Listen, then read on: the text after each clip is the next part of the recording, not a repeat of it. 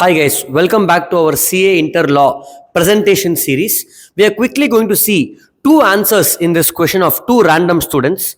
What question it is, even I don't know, but let's read the answer. First, section 103 quorum. So before the answer, the student wrote which provision it is, 103 quorum. So I know it's going to be something around quorum. Next, provision. As per section 103 of Companies Act, quorum means minimum number of members who are personally have to be present in the meeting, which is absolutely right. And then in case of public company, they have given the quorum. Number of members personally present. This everything is perfectly given over here as per section 103 itself. Then unless articles provide for a higher number, again provision is perfect. Then next paragraph, persons not entitled to be counted as quorum. You have proxies, preference shareholders, joint shareholders. All of this is clearly given. Then in joint shareholders, we will count as single member whose name appears first in register. So over here this point whose name appears first in register is relevant only in case of voting. Who can vote? That can be added. And preference shareholders also, what you can add is preference shareholders will not be counted for AGM unless something is affecting their interest. That also can be added, but again depends on what they're asking in question. Next, proxies who are counted as quorum, section 112 and 113, representative of governor, representative of company. Now while reading this provision, you might be thinking, sir, they did not write quorum of what is the private company. You might be thinking, but maybe it's not needed in the answer. So if we go down to analysis, it says Articles of ABC Limited requires presence of 7 members to constitute a quorum, and the company has 870 members. So 870 members, and they have given details of who are all present. Excellent. The first paragraph in analysis is basically summary of the question. So I know that these people were present. What is the quorum needed? Then applying the provisions as per section 103. Very well written. First they wrote the provision. Then the student is writing one paragraph about summary of facts and then applying that provision with this facts. B and C, who are represents preference shareholders, and EFGH proxies, not counted for quorum. So provision told we will not count. Question said they are there. Now analysis, we will not count them for quorum. Quorum for holding general meeting shall be 5 or 7, whichever is higher. Yes. Why it is 5? This company had how many members? 870 members.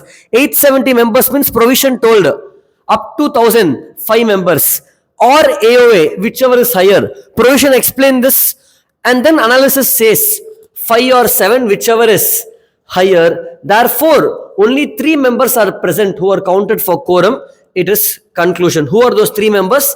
A and D representing 2 companies and the other person. Therefore, this is not a requirement of quorum is not met. Are you following, guys? So the answer is so well, neatly written. Analysis, finally you can tell who are these members. Everything is there. We will give it full marks for this question.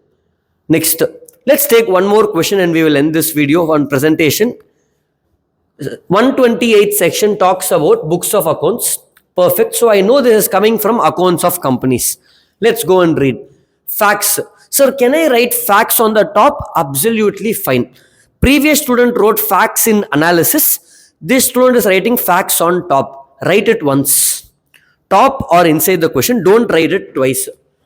The board of directors of Namo Limited is facing challenge because registered office of the company is in Delhi, backward area. So board wants to keep it in Noida. That means this is basically about shifting of registered office. Without reading the question, I found out what is the question from the answer. That is the beauty of writing the answer well. Next, as per provisions of 128, books of accounts should be kept in India, registered office. What is this? Grammatically, there is a mistake. Should be kept in registered office of the company. That's it. Should be kept in registered office of the company. If they want to keep in different place within India, that's where India should come. If they want to keep in a different place within India, as per provision, it is allowed if they pass board resolution in board meeting and intimate ROC within 7 days in form AOC 5 by giving full address of the new place. Of course, AOC 5 will have those details. This is perfect. So what is the procedure is given. Come down. Analysis. The board of Namo Limited wants to keep their books in corporate office Noida. This is already there in facts. What is the analysis? Repeating from facts and again here. Time waste.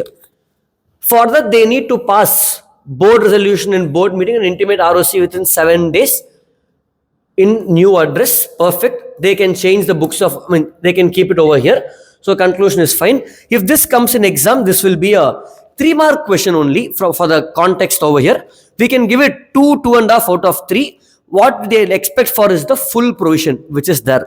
So if it's a 2-mark question like this, then can I write like this? You will not have time. So if it's a 2-mark question, you will skip the facts. This provision analysis will be merged and 1 paragraph explanation with conclusion. So this is how presentation we saw for 2 answers. Keep watching the videos. In next set of videos, we will see more presentation answers for CA Inter. Thank you.